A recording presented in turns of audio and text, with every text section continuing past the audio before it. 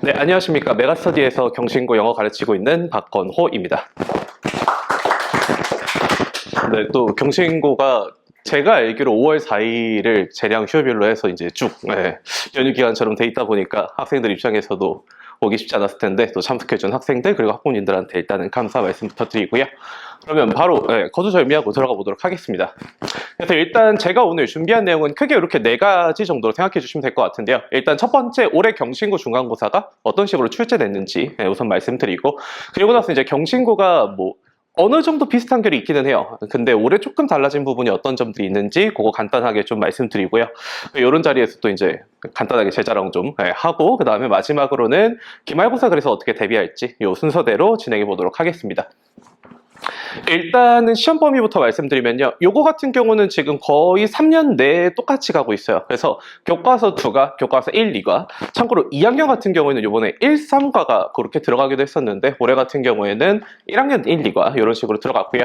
그 다음에 바로 이어지는 이제 모의고사 지문인데, 기존처럼 듣기가 들어갔던 거는 동일했습니다. 다만 뭐 이제 작년 같은 경우는 뭐 25년도 3월이면은 홀수본만 들어가고, 뭐 24년 3월은 짝수본만 들어가고, 그런 식으로 들어갔다면 올해 같은 경우는 이제 모의고사 전체 범위가 다 출제됐다는 점, 그게 조금 다른 점이라고 말씀드릴 수 있을 것 같고요.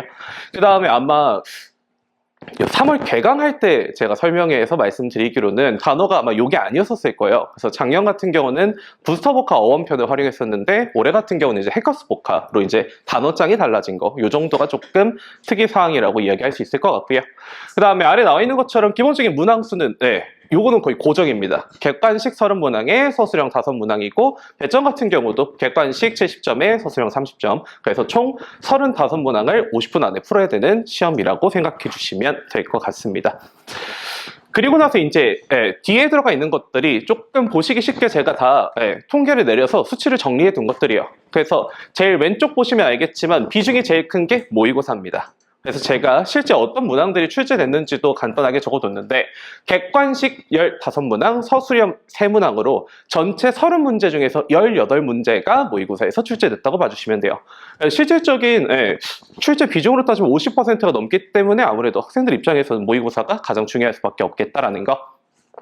그 다음 이제 두 번째로 비중이 큰 부분은 당연하게도 교과서고요. 그래서 교과서 1, 2과에서 객관식 5문제 그리고 서술형 2문제 총 7문제가 출제됐다라고 봐주시면 될 것 같습니다. 그 다음 뭐 매해 그래왔듯이 단어 5문제 출제됐고요. 문제 처음 시작할 때 있는 5문제 듣기 평가에서 출제됐던 거, 이렇게 봐주시면 될 것 같습니다. 듣기는 사실 뭐 매해 똑같이 그렇게 나오고 있는데 단어가 이번에 조금 다르게 나왔었어요. 그래서 그거는 조금 이따가 시험지 가지고 계신 걸로 간단하게 설명드리도록 하겠습니다. 그래서 당연히 비중에서 알 수 있다시피 모의고사에 대한 학습의 중요도가 좀 크다라는 점 다시 한번 말씀드릴 수 있을 것 같고요. 그 다음에 이제 여기 나와 있는 거는 그 객관식 제가 아까 총 70점이라고 그랬었잖아요. 그거 이제 얼마만큼 출제됐는지 그 점수에 따라서 제가 비율로 이렇게 지금 보여드린 겁니다. 그래서 제일 크게 차지하고 있는 부분이 전체 32%에 해당하는 어법이랑 어휘 파트예요. 여기 지금 제가 어휘라고 적어둔 거에는 당연히 1번부터 5번까지 포함되어 있는 겁니다. 그 5번까지 다 포함되어져 있는 건데, 걔네들 같은 경우가 이제 전체 배점에서 20점이 조금 넘게 들어가 있어요. 그러다 보니까 비중상으로 거의 30%가 넘는 가장 중요도가 높다라고 봐주시면 될 것 같고요. 그 다음에 이제 대입학, 이제 학생들이 일반적으로 알고 있기로 주제 제목 요지에 해당하는 파트라고 봐주시면 됩니다. 그래서 요것들 또한 마찬가지로 뭐 비중으로 따지면 한 17% 정도 출제가 됐고, 간접쓰기, 순서별 문장 삽입, 무관한 문장에 해당하는 게 거의 비슷한 비율로 출제됐다라고 봐주시면 될 것 같아요. 그 다음에 이제 경신고 같은 경우가 항상 요 도표나 실용문 파트 있어요. 그 모의고사에 보면 그거를 한두 문제씩 내는 걸 항상 좋아합니다. 그래서 실제로 학생들 연습할 때 그것도 다 풀기도 했었는데, 그래서 그게 이제 해당하는 게 한 7점 정도. 그리고 다른 학교 같았으면 빈칸 추론 비중이 조금 높았을 수 있는데, 경신고가 이번 시험이 사실 좀 쉽다라고 할 수 있는 이유도 빈칸 추론 문제가 거의 없다시피 했어요. 그래서 빈칸 추론 한 문제 연결해서 한 문제였다 보니까 사실상 여기 차지하는 비중이 적었다라는 점, 요거까지 말씀드릴 수 있을 것 같습니다. 그래서 객관식 같은 경우는 다시 한번 제일 중요한 점이 어법 어휘였다라는 거, 비중이 제일 높았던 게 요 파트였다고 봐주시면 될 것 같고요. 그리고 이제 주관식 전체 30점 중에서 배점이 제일 높은 게 9점짜리가 하나가 있어요. 이제 객관식이래. 서술형 5번 문항이 그거에 해당하는데, 이제 단어를 주고요. 해석을 줍니다. 그걸 이제 학생들이 그냥 배열하듯이 영작하면 되는 거예요. 그래서 일반적으로 그런 거 이제 조건 영작이라고 부르는데, 배점으로 따졌을 때는 아무래도 9점이다 보니까 30% 비중을 차지하는 만큼, 그래서 아마 아직 1등급 커트라인이 발표되지는 않았는데, 학교에서 요거를 부분 점수를 안 주면 1등급 커트라인이 91점이 될 거예요. 서술형 하나 틀리면 그대로 이제 1등급 그 밑에서부터 2등급이 된다라고 생각해 주시면 됩니다. 그 다음에 밑줄 문장 해석, 경신고 항상 해석 문제 냅니다. 그래서 제가 학생들한테 모든 지문에 대한 해석 쓰도록 과제 내주고 있고요. 그 다음 같은 경우가 이제 지시어 파악하는 것들. 수업 시간에 제가 많이 강조하는 내용 중에 하나인데, 아이들이 그냥 지칭하는 거 그냥 아무 생각 없이 그냥 지문을 쭉 읽어요. 근데 그게 아니라 정확하게 뭐 지문에 이시면 그 이시 지칭하는 게 뭐고, 원이면 그 원이 지칭하는 게 뭐고, 그런 것들을 학교에서 항상 물어보기 때문에 학생들 입장에서도 그거에 대해서 정확하게 파악하고 있어야 되는 점. 그다음 어법 선택, 요거는 이제 사실 객관식에 좀 가까운 형태입니다. 그냥 두 개 선지를 주고 둘 중 하나 고르는 건데 그거 직접 쓰게끔 시키는 거라 난이도가 높지는 않지만 배점으로 따지면은 4점 정도라고 봐주시면 될 것 같고요. 학생들 입장에선 제일 까다로울 수 있는 게 얘예요. 배점은 제일 적은데 제가 지금 여기 적어둔 내용 보시면 알겠지만 문장 순서 배열이거든요. 그래서 아마 직접 시험 본 학생들은 알 건데 첫 번째 문장을 주고 나머지를 문장 순서를 하나씩 쓰게 시켜요. 원래 같았으면 A, B, C 해갖고 문단으로 묶을 걸 문장으로 쓰게 시킵니다. 근데 그게 경신고에서 항상 출제되다 보니까 이것도 마찬가지로 당연히 대비해야 되는 내용이라고 봐주시면 될 것 같고요. 자, 그래서 올해 이제 경신고 시험에서 그럼 특히 조금 주목할 만한 점이 무엇이 있었나를 정리한 게 이 문항들이라고 봐주시면 되는데, 그래서 지금 여기 왼쪽에 있는 이게 혹시 잘 안 보이시면 제가 직접 쳐놓은 시험지에도 이게 동일한 문제거든요. 그래서 12번 문항이라고 생각하고 봐주시면 될 것 같습니다. 그래서 일단은 간단하게 문제 좀 읽어드리면, 다음 중 틀린 부분이 있는 문장 2개 고르시오가 문제예요. 밑줄 없고요. 정확하게 어디가 틀렸다라는 밑줄도 없고, 얘가 이제 더 학년이 올라가게 되면 옳은 문장 2개를 고르시오가 나와요. 2학년도 그렇고 이제 올라가면 그런 식으로 출제가 되는데, 그래서 학생들 입장에서는 스스로 문장을 읽어가면서 거기서 이제 오답사항을 찾아내야 되는 게 아무래도 까다로울 수밖에 없다고 생각해 주시면 될 것 같고요. 올해는 이게 한 문제였어요. 지금 중간고사 한 문제였는데 아마 앞으로 보게 될 시험에서는 얘가 최소 2문제는 출제가 될 겁니다. 그래서 그 부분도 당연히 대비를 해야 되는 점이라고 봐주시면 될 것 같고요.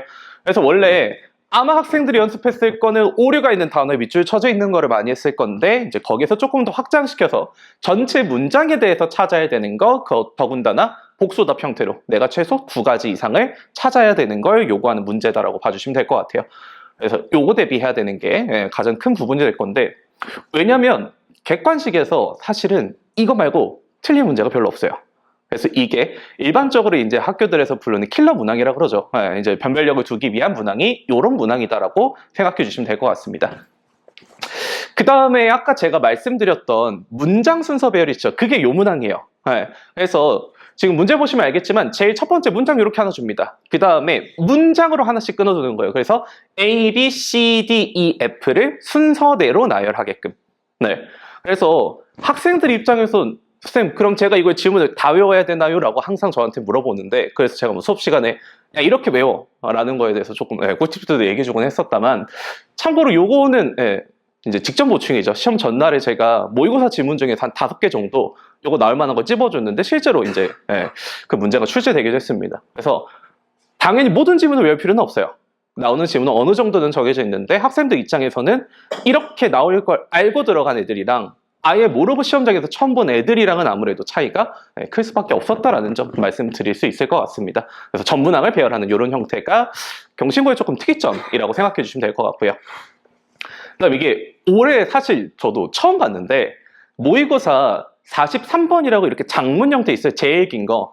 다른 학교에서는 일반적으로 여기는 출제를 잘 안 합니다. 근데 올해 이번에 시험 범위에 들어가고 그리고 나서 이제 그거에 대한 내용 이해를 묻는 게 하나가 출제가 됐어요. 그래서 학생들 입장에서는 조금 가볍게 넘어갔을 수도 있는 지문에서도 시험 문제가 출제됐다 보니까 그거 정도 한 가지 말씀드릴 수 있을 것 같고요. 그다음에 이제 마지막, 요게 이제 9점짜리 서술형입니다. 여기 이제 서술형 문항인데, 지금 보시는 것처럼, 원래 지문에 들어가는 걸 이렇게 해석을 줘요. 해석을 주고, 아래에다가 단어를 하나하나를 주진 않고요. 지금 보기에 적혀져 있는 것처럼 약간씩 묶어서 줍니다. 그래서 학생들 입장에서는 어느 정도 합리적이게 쓸 수는 있게끔 해주는데, 요거를 부분 점수를 줄 때도 있고 안 줄 때도 있어요. 그래서 제가 아까 말씀드렸던 게 만약에 부분 점수를 안 주면 여기서 이제 9점이 깎이게 되고 그러면 이제 1등급 커트라인이 91점, 92점 정도 형성될 수밖에 없다라는 게 이 문항 때문에 그렇다라고 생각해 주시면 됩니다. 그래서 항상 내고 있어요. 고정적으로 출제하고 있는 배열 영작 형태 마찬가지 이것도 어느 정도 내는 거는 정해져 있어요. 모든 문장에 대해서 내지는 않다 보니까 이런 것도 충분히 대비는 가능하다라는 점 말씀드릴 수 있을 것 같습니다. 자, 그래서 올해 달라진 점 간단하게만 좀 다시 정리해드리면요. 전반적으로 난이도는 하락했다고 봅니다. 작년보다도 조금 더 쉬워졌어요. 그래서 문제 유형도 조금 더 간소화됐고요. 출제 기조 자체도 보다 더 단순화되어졌는데 그럼 이 기조를 그대로 가져가겠냐라고 하면 저는 그렇지는 않을 거라고 봐요.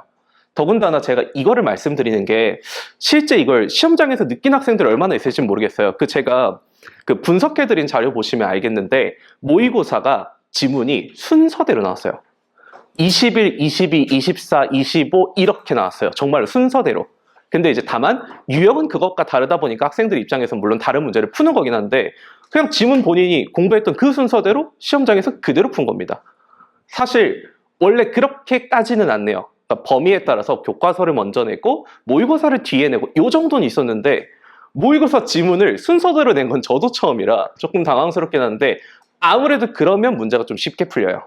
그런 점에서 제가 전반적인 난이도가 좀 떨어졌다라고 말씀을 드린 거기도 하고요. 더군다나 이제 어법 서술형도 기존에는 고쳐 쓰라고 했는데 이번에 그냥 선택이었기 때문에 쉬웠었고요. 그다음 어법 문항 자체도 두 문제가 아니라 한 문제였기 때문에 난이도 자체도 조금 하락됐다라고 봐주시면 되는 게 이번 1학기 중간고사였다라고 말씀드릴 수 있을 것 같습니다. 다만 1학기 첫 시험은 좀 늘 쉽게 내요. 좀 늘 쉽게 출제를 하시고 그 다음부터는 조금씩 난이도를 올리고 이제 2학년 때 되면 난이도 좀 튀기 시작합니다. 그래서 1학년 때 난이도를 생각하고 2학년 시험을 대비하면 그것도 그것대로 조금은 어려울 수 있다는 점. 그 다음에 이제 들어가 있는 것들은 간단한 제 자랑 좀 하고 넘어가겠습니다. 그래서 요게 이제 해커스포커 어원편에서 실제 학교에서 출제하는 문제들이에요. 그래서 어휘 문제가 26번부터 30번까지 이렇게 출제가 되는데 오른쪽에 있는 요거는 이제 동형 모의고사라고 하죠, 흔히. 제가 이제 학원에서 학생들한테 진도가 다 나가고 풀린 시험지라고 봐주시면 될 것 같아요. 그래서 여기 지금 어법상, 두 단어의 의미가 일치하지 않는 거 해갖고 요거 4번 선지에 보이는 요 선지가 지금 왼쪽에 보시면 요게 실제 시험지거든요. 28번의 2번 정답 선지랑 똑같았습니다. 이거는 운은 아니에요.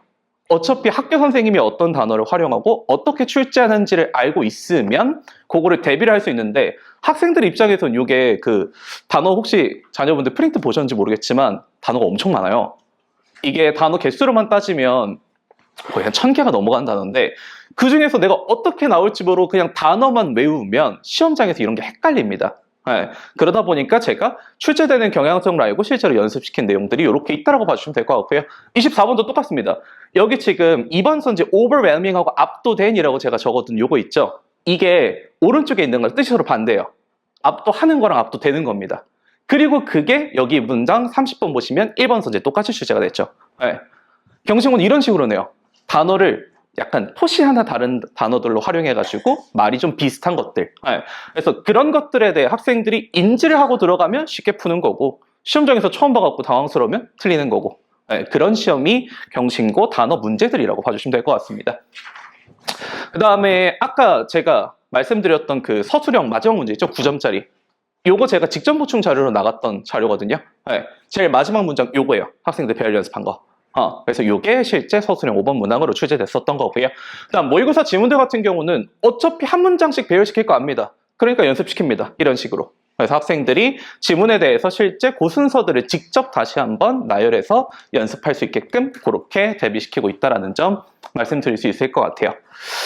그래서 마지막으로 이제 어떻게 준비해야 되는지 말씀 좀 드려보면 일단은 첫 번째로 문항 개수는 똑같습니다. 35문제다 보니까 사실 시험장 안에서 한 문제당 2분 이상을 쓰면 시간이 넘어가요. 그래서 쉽게 풀 수 있는 문제들은 빠르게 넘어가고 시간을 투자해야 되는 것들을 연습하는 게 조금 필요하다라는 점. 그다음 아까 커트라인 제가 말씀드려서 아시겠지만 객관식에 사실 거의 틀리면 안 돼요. 그래서 객관식에서의 실수는 최소화하고 주관식에서 최대한 점수를 많이 가져가야 안정적인 1등급을 받을 수 있다라고 말씀드릴 수 있을 것 같고요. 그다음 어휘문항은 그 아까 문제 보시면 알 건데 원래는 영영풀이가 지금까지는 안 나왔었는데 영영풀이가 이번에 처음 나왔어요.